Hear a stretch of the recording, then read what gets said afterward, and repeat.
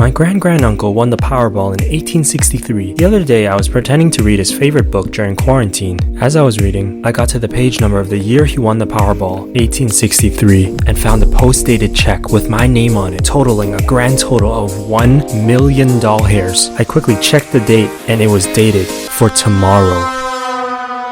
Buy my merch, please. Okay, bye. I opened Google Maps and searched for the bank, but the only one was 49 days away on tricycle. I was completely famished for that gold. I packed the essentials, and I was off like some fast guy. I got to the location, but the bank was nowhere in sight. I looked at my GPS, but realized my Google Maps was outdated by 22 years. So I updated my maps and found that the bank had been moved to a remote island in the forbidden city of Atlantis. How was I supposed to get there? How was I supposed to get to an island in the middle of nowhere? I saw a boat on the side of a ranch and borrowed it with my chicken's permission.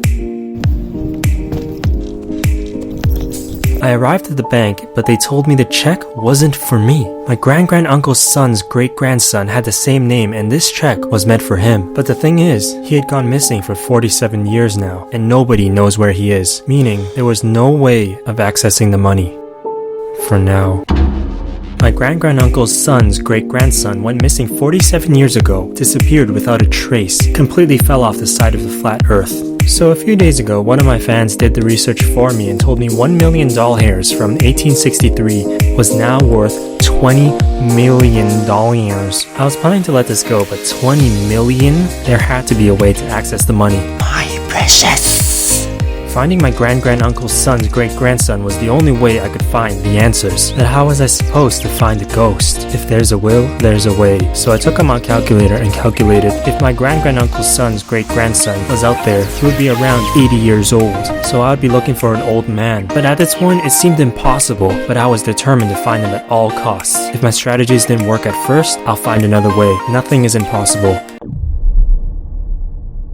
So a year went by, hustling, trying to figure out how to get the money, day in and day out, spending 12 hours a day, 8 days a week. I wanted to rely on myself, but I figured, why don't I just ask my mama? You know, maybe I missed something, or I can find some clues that find access to the money. So I went upstairs and caught her doing Zumba in the living room. I asked my mama, what happened to my grand-granduncle's son's great-grandson? And she told me, my grand-granduncle never had his son's great-grandson.